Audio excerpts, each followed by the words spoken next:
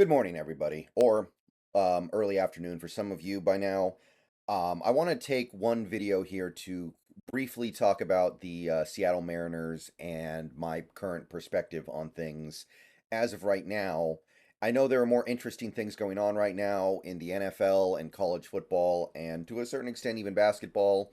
We're obviously dead in the middle of the off season right now for baseball, but I do want to make this video to put my feelings on the table here and just kind of make a little bit of an announcement, I guess. So I said this on stream a few days ago, but obviously when I stream on Twitch, a very small percentage of my YouTube audience actually hears it.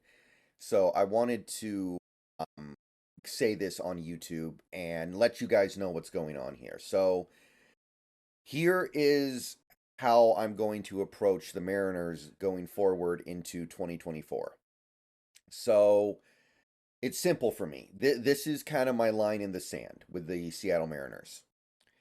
Um, the Seattle Mariners payroll in 2023 was somewhere between 130 million and 140 million. By the end of the season, it was estimated to be about 140 million. I think when the season started, it was around 132. So somewhere between those two numbers, that's as far as we can tell. It's really hard sometimes to get an exact payroll number, but somewhere between 132 and 140. As of right now, the Mariners have cut a lot of money from their 2024 payroll.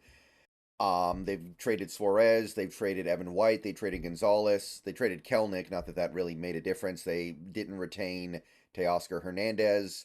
They've done a lot of things to cut down on the potential 2024 payroll and haven't really done all that much to add to it. So as of right now, again, this stuff is hard and this stuff is incomplete. But if you go to Spotrac, the current projected total payroll for the Seattle Mariners in 2024 is about 114 million.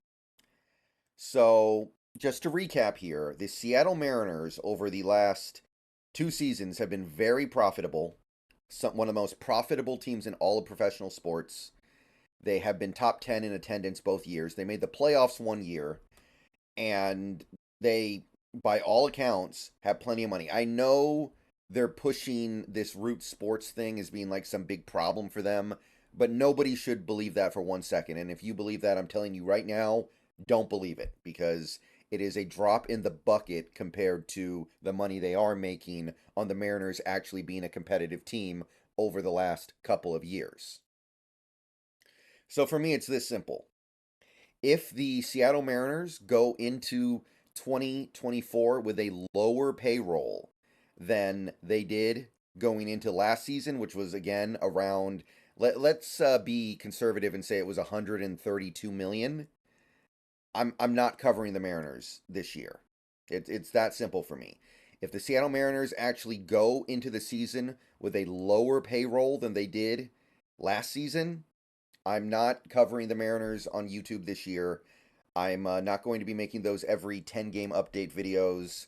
I'm not going to be going to games. I'm not going to be spending money on the team. Honestly, I don't even think I'm going to be watching the games because that's just too much. That's plain and simple too much for me to deal with. So, if any of you guys are wondering how I feel about things right now, obviously we're only a week into the off season at this point. There are plenty of players out there. There's plenty of opportunity to add players via trade. There's going to be opportunities for this team to do stuff, but as of right now, they don't seem all that active. And as of right now, it does look like they might actually cut payroll going into the season. So I just want to go ahead and put that out on the table right now. If the Mariners actually do go into the season with a lower payroll than they did last season, I'm done. It's not defensible. Like, I believe that the Seattle Seahawks need to move on from Pete Carroll. I think they got to move off of him. I don't think this is going to go to where we want it to go with Pete Carroll anymore. I do, however, acknowledge on some level that is subjective. And I do know there are people out there, and I'm not just talking about Muppets. I'm talking about smart people, thinkers, guys who have in some cases dedicated themselves to football. they have dedicated their lives to thinking about football, who will tell you that Pete Carroll is still a very good coach and the Seattle Seahawks should keep him. I know there are people out there who think that, and while I really don't agree, I read their arguments and they don't really compute to me. I do acknowledge there is some subjectivity there. I do acknowledge there are some extenuating circumstances there, like the fact that we're going to be Jody Allen's going to be selling this team very soon, in all likelihood, and a new coach is not necessarily going to be excited to come in to coach for a team that he knows is going to have a new owner in a couple years.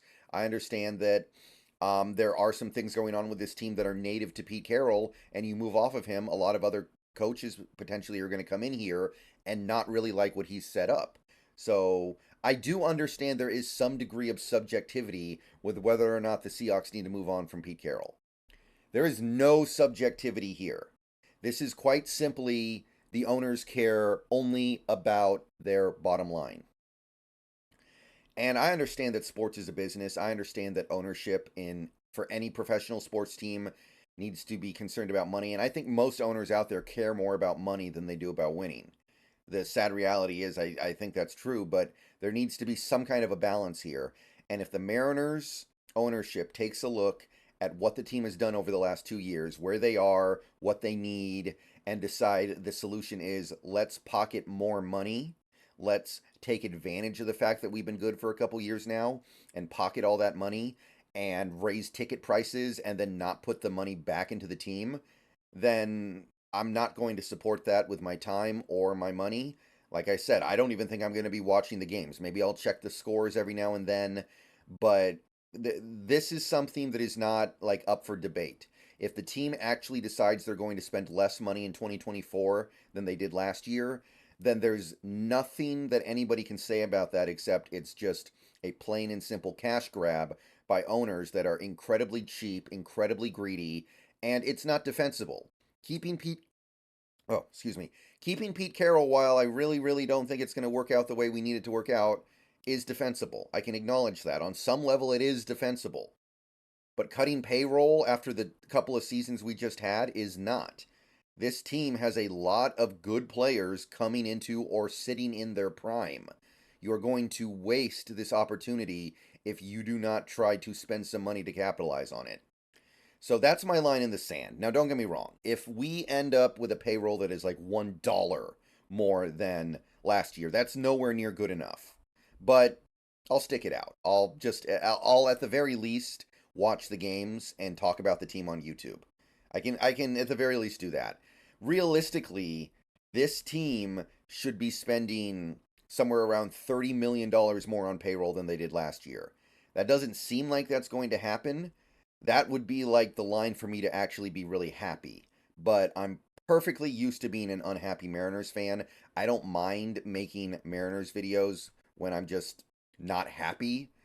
But if they actually cut payroll this year, then that goes beyond me being unhappy. That gets to a point where it's just like, okay, you guys clearly have no respect for the fans, so why should I give you my time or my money?